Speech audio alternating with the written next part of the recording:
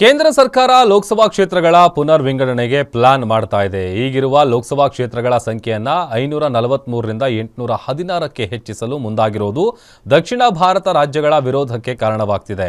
ಕೇಂದ್ರ ಸರ್ಕಾರ ಲೋಕಸಭಾ ಹಾಗೂ ವಿಧಾನಸಭಾ ಕ್ಷೇತ್ರಗಳ ಪುನರ್ ವಿಂಗಡಣೆ ಮಾಡಿದರೆ ನಮಗೆ ನಷ್ಟವಾಗುತ್ತೆ ಅಂತ ಕೈ ನಾಯಕರು ಕೇಂದ್ರದ ವಿರುದ್ಧ ಕಿಡಿಕಾರಿದ್ದಾರೆ.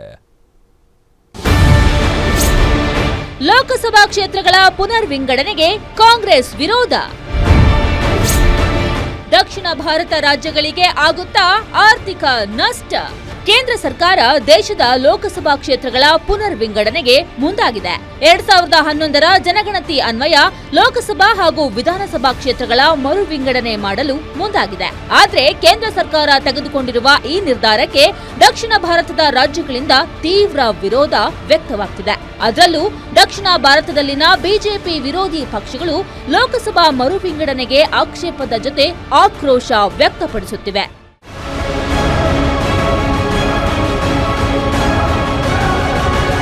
ಕ್ಷೇತ್ರ ಪುನರ್ ವಿಂಗಡಣೆ ಮಾಡಿದ್ರೆ ದೊಡ್ಡ ರಾಜ್ಯಗಳಲ್ಲಿ ಸಂಸದರ ಸಂಖ್ಯೆ ಗಣನೀಯವಾಗಿ ಹೆಚ್ಚಾಗುವುದರಿಂದ ಸರ್ಕಾರ ರಚನೆಯಲ್ಲಿ ಆ ರಾಜ್ಯಗಳ ಪಾತ್ರ ಮತ್ತಷ್ಟು ನಿರ್ಣಾಯಕವಾಗಲಿದೆ.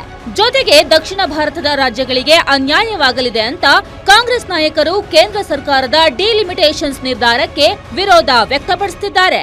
ಪುನರ್ ವಿಂಗಡಣೆ ಆದಾಗ ಜನಸಂಖ್ಯೆ ಆಧಾರದಲ್ಲೇ ಕ್ಷೇತ್ರಗಳು ಪುನರ್ ವಿಂಗಡಣೆ ಆಗೋದು. ಆಗ ಖಂಡಿತವಾಗ್ಲೂ ದಕ್ಷಿಣ ಭಾರತದಲ್ಲಿ ಎಲ್ಲ ರಾಜ್ಯದಲ್ಲೂ ಸಹ ಸಂಖ್ಯೆಗಳು ಕಮ್ಮಿ ಆಗುತ್ತೆ. ಏನು ಹಿಂದಿ ಭಾಷಿಕ ರಾಜ್ಯಗಳಿದೆ ಅಲ್ಲಿ ಇವ್ರ ಸಂಖ್ಯೆ ಜಾಸ್ತಿ ಆಗುತ್ತೆ, ಇವ್ರ ಸರ್ಕಾರವನ್ನು ನಡೆಸ್ಕೊಂಡು ಹೋಗ್ಬೋದು ಅನ್ನೋ ಉದ್ದೇಶದಿಂದ ಮಾಡ್ತಾ ಇದ್ದಾರೆ. ಇದು ತಪ್ಪು. ಯಾಕಂದರೆ ಇನ್ನೂ ಸಹ ಜನಗಣತಿ ಆಗಿಲ್ಲ.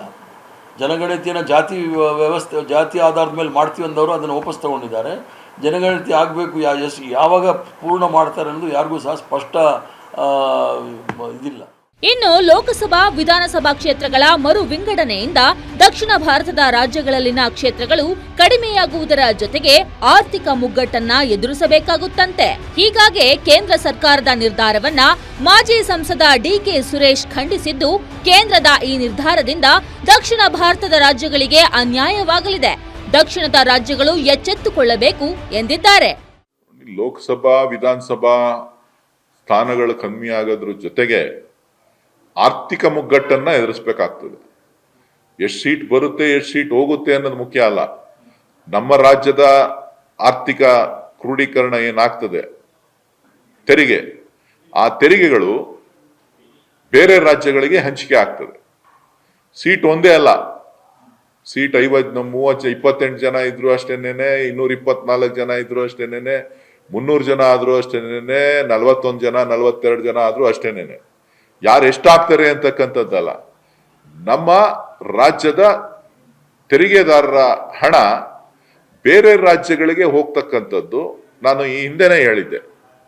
ದಕ್ಷಿಣ ಭಾರತಕ್ಕೆ ಅನ್ಯಾಯ ಆಗ್ತದೆ, ಒಂದಲ್ಲ ಒಂದು ದಿನ ಈ ಕೂಗು ಎದ್ದೇಳುತ್ತದೆ.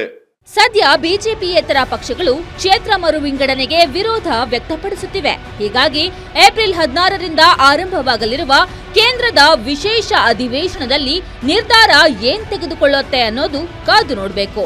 ವೀರೇಶ್ ದಾನಿ, ಪೊಲಿಟಿಕಲ್ ಬ್ಯೂರೋ, ಗ್ಯಾರಂಟಿ ನ್ಯೂಸ್.